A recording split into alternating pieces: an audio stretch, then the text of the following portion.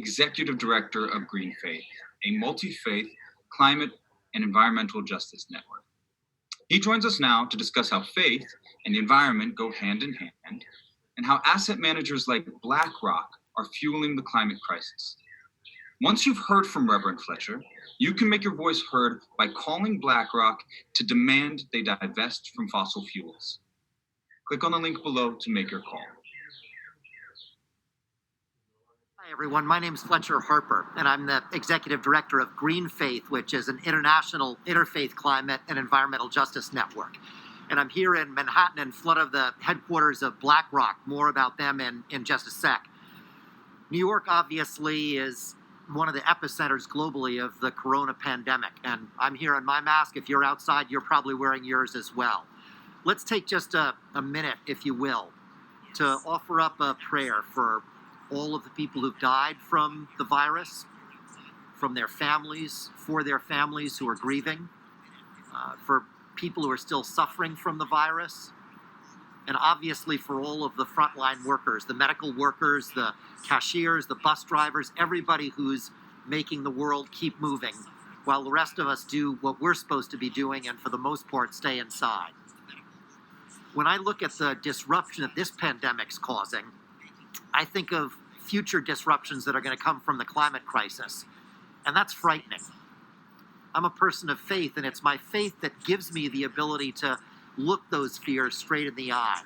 And when I do, here's what I see. Around the world, I see more and more authoritarian governments rising into power, restricting the rights of women and of indigenous peoples and of racial and religious minorities, eroding democracy wherever they can. I see extractive financial interests thinking that they can have their way with the planet and with its future in the name of short-term gain and frankly just naked greed. And unfortunately, as a person of faith, I also see fundamentalist and extremist religious and cultural forces spinning the narrative that backs up this authoritarian and extractivist approach to reality. It's going to crash and it's going to burn, and we've got to stop it. And that's why we're here in front of BlackRock today. BlackRock is the world's biggest investment manager. They control about $7 trillion in financial assets. And to give you a sense of how big that is, if you add up the value of all of the world's stock markets, they come to $75 trillion. So BlackRock's a big deal. BlackRock's also a big deal, not in a good way, because it's the world's biggest investor in the fossil fuel sector.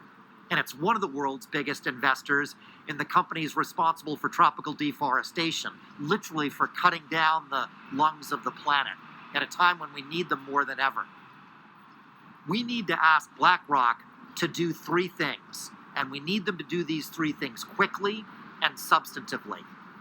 We need BlackRock, first of all, to unwind and divest from all of its investments in the fossil fuel sector and in tropical deforestation, for the simple reason that the world doesn't work without that happening. We know that that's a challenge. We also know that BlackRock is up to it, and we need them to lead. The second thing we need BlackRock to do is to use its considerable influence as a major shareholder in lots of other banks and corporations, to use that influence to make sure that those corporations are working in the way that they need to transform the economy for a sustainable future. For example, BlackRock's one of the biggest shareholders in JP Morgan Chase, another bank that is not doing what's right by climate change at this point. The chair of the board of JP Morgan Chase is the former CEO of ExxonMobil.